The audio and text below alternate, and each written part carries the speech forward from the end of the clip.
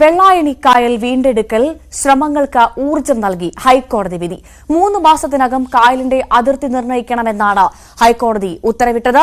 കായലിന്റെ യഥാർത്ഥ വിസ്തൃതി കണ്ടെത്തിയാൽ വ്യാപകമായ കയ്യേറ്റങ്ങളടക്കം ഒഴിപ്പിക്കേണ്ടി വരും.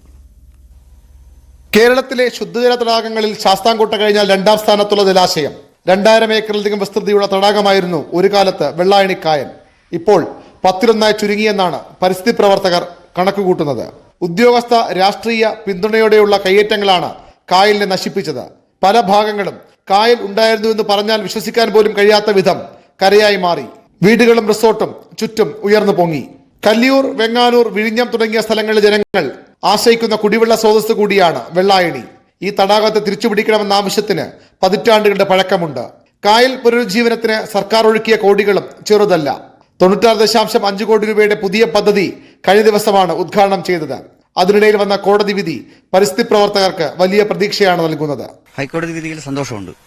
കാര്യം 2012 മുതൽ തുടങ്ങിയ പോരാട്ടമാണിത്. ഇപ്പോൾ ഹൈക്കോടതി അനുകൂലമായ ഒരു വിധി പ്രസ്താവിച്ചിട്ടുണ്ട്. പക്ഷേ ഇത് എത്രത്തോളം പ്രാവർത്തികമാകുമെന്നുള്ളതിലാണ് ആശങ്ക ഉള്ളത്. കയ്യേറിയ വസ്തുക്കളൂടെ ഇതിന്റെ കൂടത്ത് അളന്ന് തിട്ടപ്പെടുത്തി, ഈ ഹൈക്കോടതി വിധിയുടെ പശ്ചാത്തലത്തിൽ അളന്ന് തിട്ടപ്പെടുത്തി കായലിനോട് ചേർക്കണം എന്നാണ് നമ്മുടെ ആവശ്യം. സംരക്ഷണം ഉറപ്പാക്കാൻ തടാകത്തിന്റെ അതിരുകൾ നിർണ്ണയിക്കാനും 50 മീറ്റർ ബഫർ സോൺ അതിർത്തി നിർണ്ണയിക്കാനും ഹൈക്കോടതി സംസ്ഥാന തണ്ണീർത്തട അതോറിറ്റിയോടാണ് ആവശ്യപ്പെട്ടിട്ടുള്ളത്. രേഖകളിലുള്ള യഥാർത്ഥ വിസ്തൃതി വീണ്ടെടുക്കണമെങ്കിൽ കയ്യേറ്റങ്ങൾ ഒഴിപ്പിക്കേണ്ടി വരും. മാത്രമല്ല, പതിറ്റാണ്ടുകളായി കൃഷി ചെയ്ത് കരയാക്കി മാറ്റിയ ഭൂമിയും വീണ്ടെടുക്കണം. ശുദ്ധജല തടാകമാണ്. ആയിരക്കണക്കിന് കുടുംബങ്ങൾക്ക് കുടിവെള്ളം നൽകുന്ന ജലസ്രോതസ്സാണ്.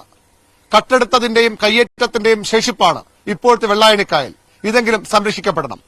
V V Arun, news 18, Thiruvananthapuram. Pathanamthitta